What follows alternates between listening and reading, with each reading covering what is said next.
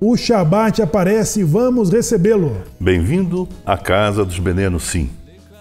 Essa semana estaremos estudando com a leitura pública a Parashá Tazria.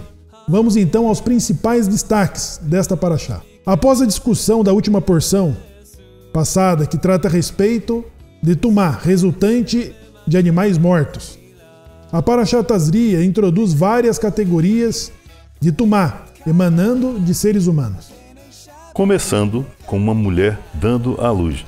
O restante da porção descreve com riqueza de detalhes as várias e numerosas manifestações da doença chamada Sarat. Embora tenha sido traduzida erroneamente como lepra, essa doença de pele tem pouca semelhança corporal com qualquer moléstia transmitida através do contato humano. Ao contrário, Sarat é a manifestação física de uma doença espiritual. Uma punição enviada por Deus, primeiro, pelo pecado da maledicência, entre outras transgressões e comportamento antissocial. Conhecida também como Metzorá, a pessoa afligida por uma mancha parecida à Tzaraat, que está na pele sujeita a uma série de exames por um Kohen, que vai declarar se ele é Tahor ou Tame. Se for Tame, ele será isolado fora do acampamento, um castigo apropriado para alguém cuja língua infame fez com que pessoas se separassem umas das outras. Após descrever os vários tipos, manifestações de doença na pele, na cabeça, na barba da pessoa, a porção vai concluir com uma discussão sobre as vestes contaminadas com Tzaraat. Então, é uma doença espiritual, você vê que ela se reflete no corpo do indivíduo, né? Uma pessoa maledicente, uma pessoa que se separa umas das outras, né? Em vez de agregar, dissocia. E como resposta a esse mal espiritual, a pessoa passa a ter um mal físico, né? Eu acho que é mais do que psicossomático. É uma coisa que vem realmente do eterno. E não se deve confundir isso com lepra, né? Foi tradução errônea. Na realidade, é uma doença espiritual. Torá não é um manual de medicina dermatológica, não é? Essas doenças espirituais, elas devem ser tratadas, conduzidas pelo lado espiritual.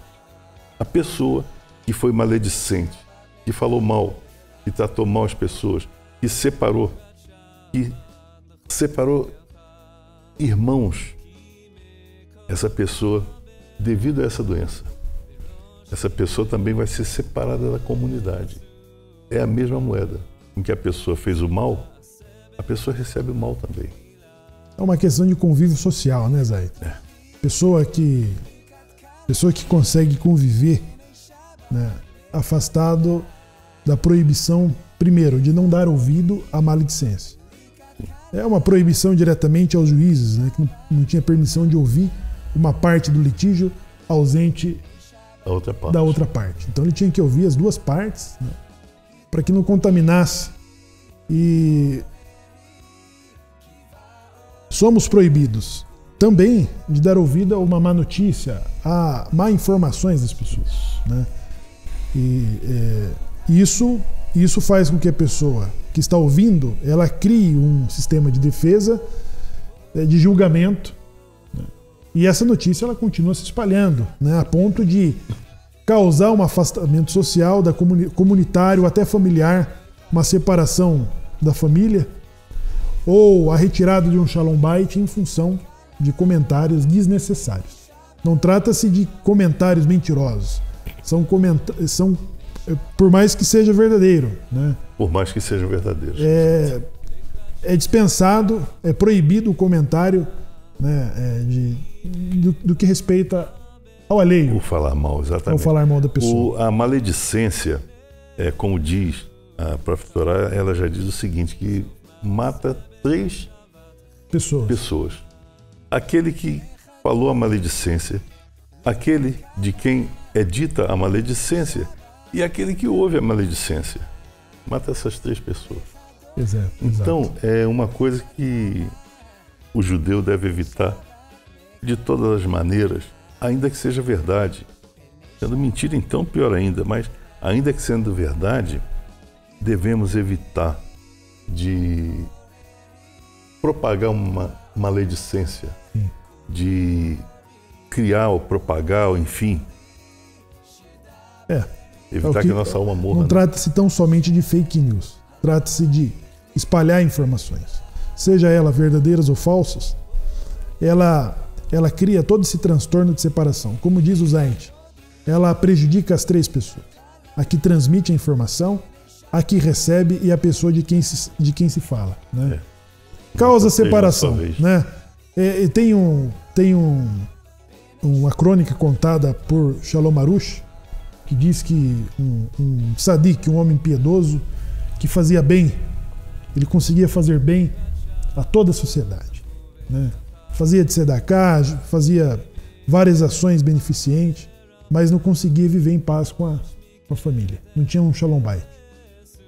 Por um outro lado, nós tínhamos um outro piedoso que dedicava-se muito aos estudos da Torá, compenetrado nas orações, nas rezas, no jejum. Então ele se isolou da sociedade para conseguir se dedicar a Deus. Quando ambos foram recebidos no Olam Rabá, eles foram recebidos de forma rústica, pouco agradável, quando se imaginava de que ambos seriam recebidos com verdadeira expressão. Por quê? Tratava-se de uma questão social. Não ter Shalom Bayit, você não ter uma paz na tua casa, se você não consegue construir a paz dentro da tua casa, como que você vai conseguir fazer o bem com as pessoas? Que era a primeira situação, né? Como que você vai estabelecer uma conexão com os céus se você precisa se isolar da sociedade, né? E o efeito...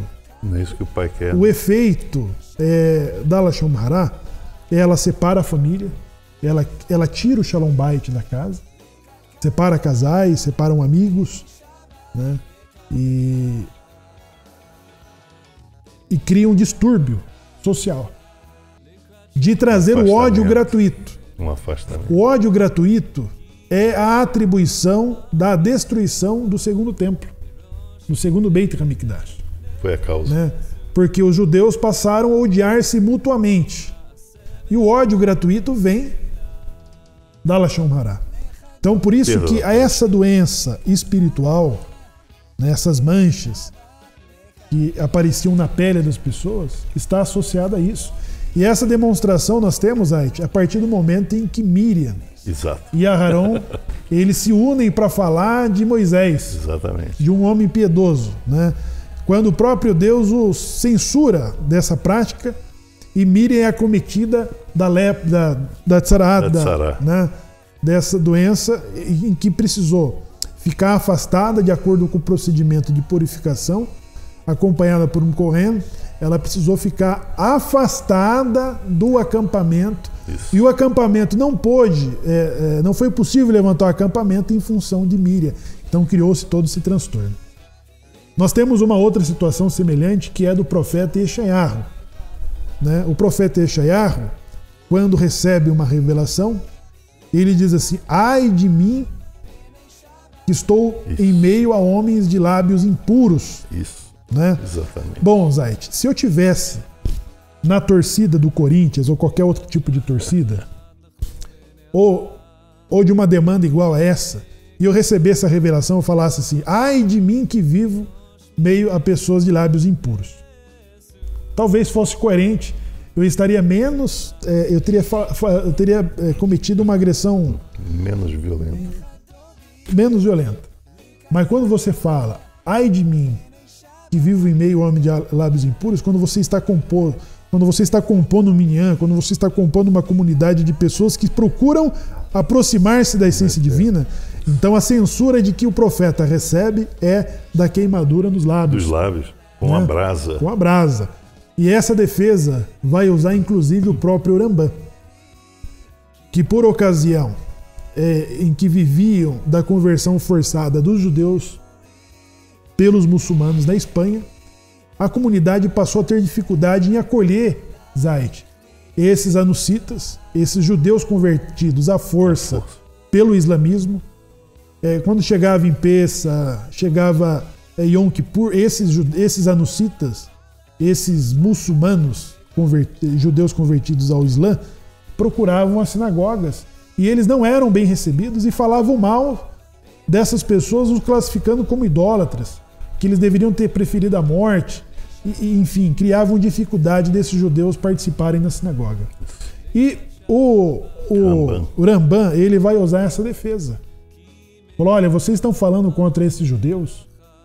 Lembre-se do que aconteceu com Moisés, com Isaías, com Ezequiel e com Jeremias. Lembre o que aconteceu com esses homens. Se eles, falando mal do seu povo, não foram poupados, esses homens piedosos, muito menos vocês, né?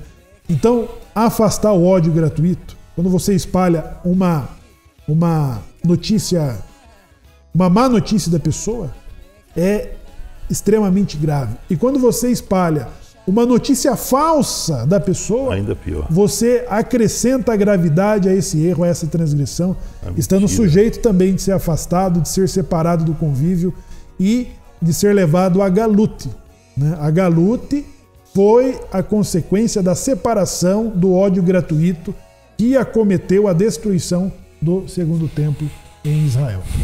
Uma tristeza. Uma tristeza. Então, pessoal, é muito interessante a porção que será discutida nesse próximo Shabbat, acompanhando a leitura pública pelo mais competente Miniano, que fala de Anusim para Anusim. Esperamos todos vocês lá. Shalom. Shalom.